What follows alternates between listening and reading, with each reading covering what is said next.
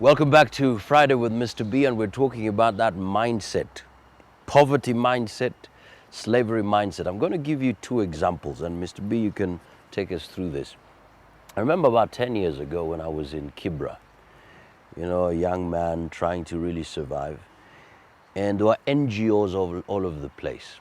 And so at one time we were seated, and I remember very well, we were just seated, just talking, and this person came and said, hey, by the way, what's your plan for today?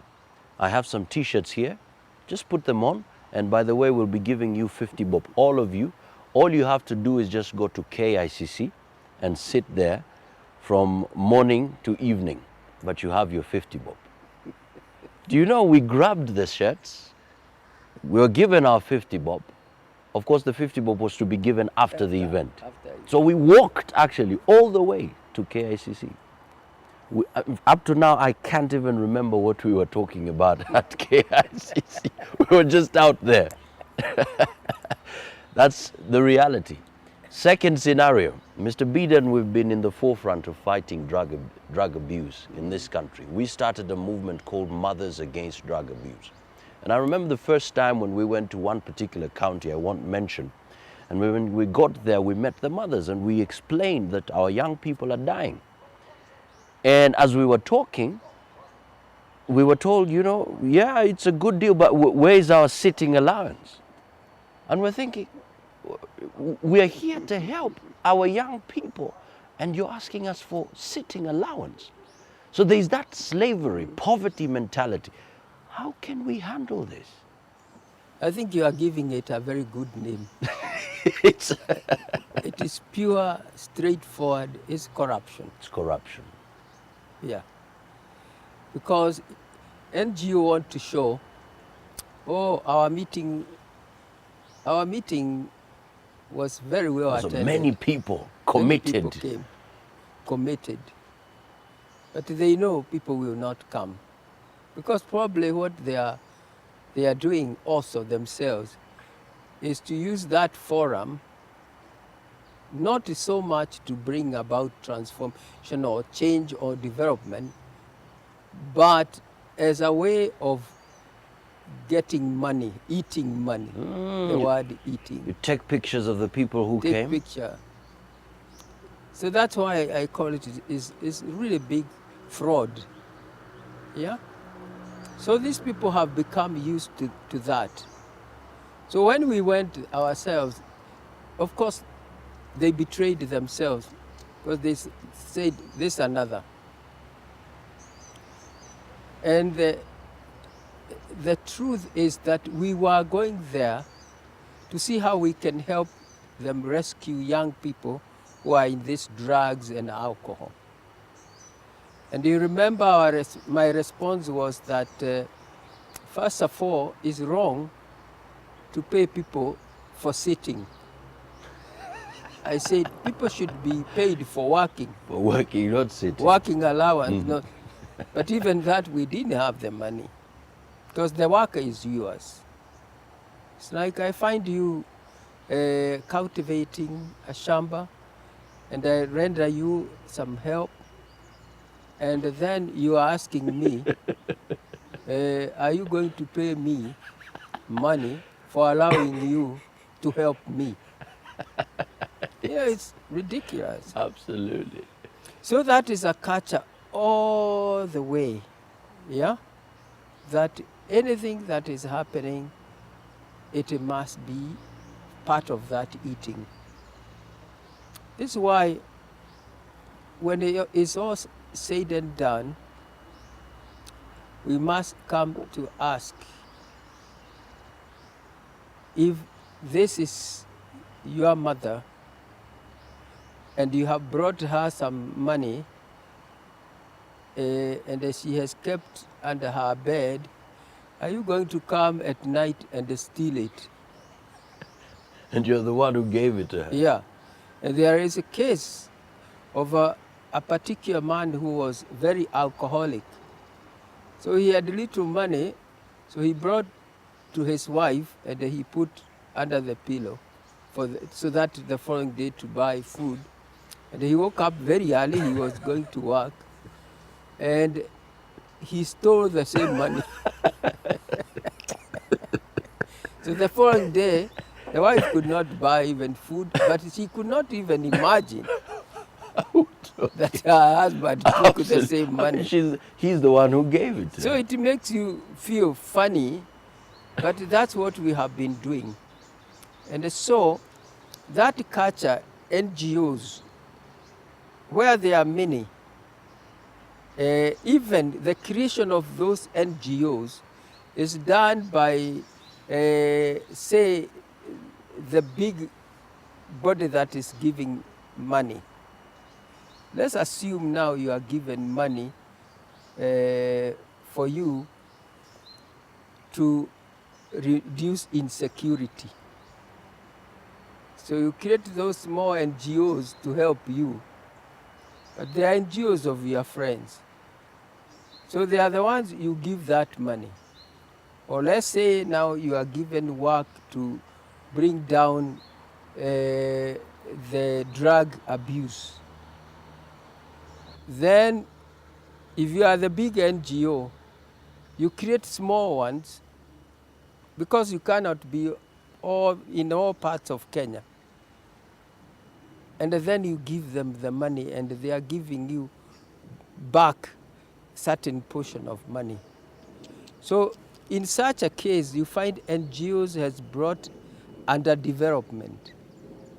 It has killed development.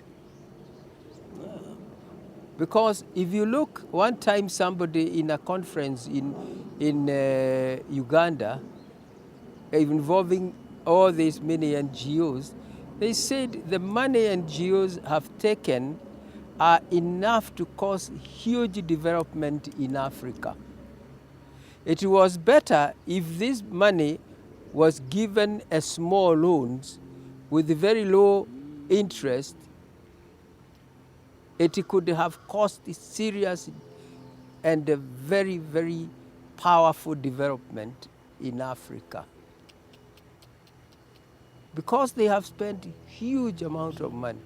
But what is there to show for it? Yeah. In fact, you know, it reminds me of a particular case. You know, it's a culture that has developed to such extent. If you call young people, as you said, to help them, they will ask, what is there? What is in it for me? And I remember there was a time I went to one of the villages, one of the slums, and there was this movement to really bring insecurity down, to encourage young people to be patriotic. And I was with the young people there, and there was another meeting calling young people to be part of fighting insecurity. And I was amazed. The young people that I were with, when they were called for that meeting, they asked, will we be given something? So you wonder, this is a culture that is in there. Yes, it's the same when elections come. They don't care what development you are going to bring, whether you are a good leader or bad leader.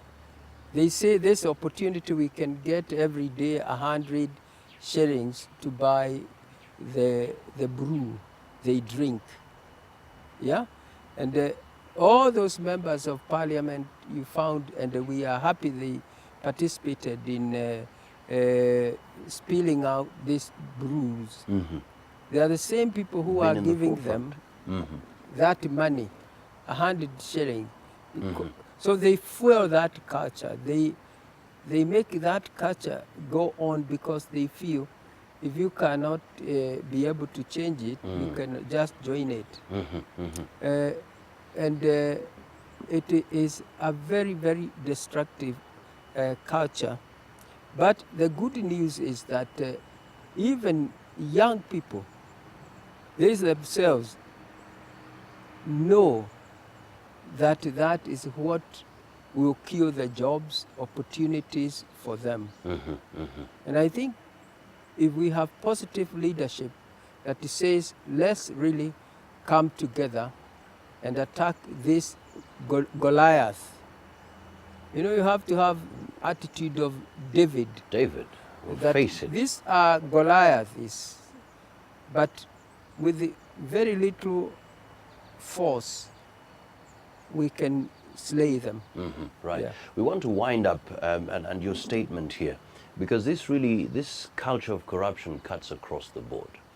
You go to a particular institution at the gate, the security guard, apart from just opening the door for you, as you leave, they will ask you, kitu kidogo.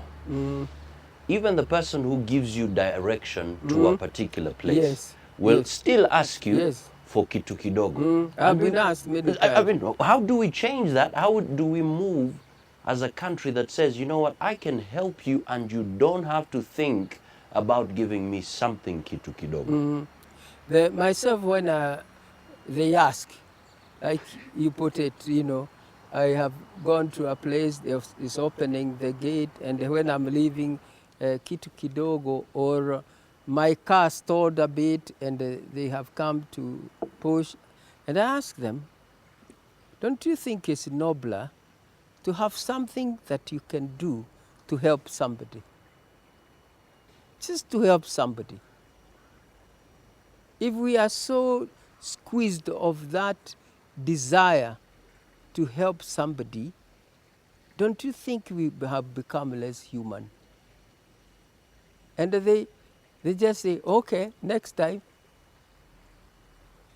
And when you appeal to some of these qualities that have been suppressed, like just about helping, there is nothing that gives you even a better feeling than when you have helped somebody. Wow. Yeah. Wow. That's what we learn here every Friday on Mr. B. Friday with Mr. B. To be practical, to see the other person just as you would value yourself, to be able to give support without expecting anything in return, to be able to say, I want to be part of building our country. It's not about what my country will give me back. It's not about what I will achieve, but it's about what I will contribute to make my country a better country. And you know what? If we all did that, we will not only benefit ourselves, but all the sons and daughters of Kenya and all the others who will come after us. Friday with Mr. B. Every Friday, 7 p.m. only on WTV, your Biashara channel. We seek to transform our nation and make it a beautiful place to live in. So let's meet next time here, Friday with Mr. B.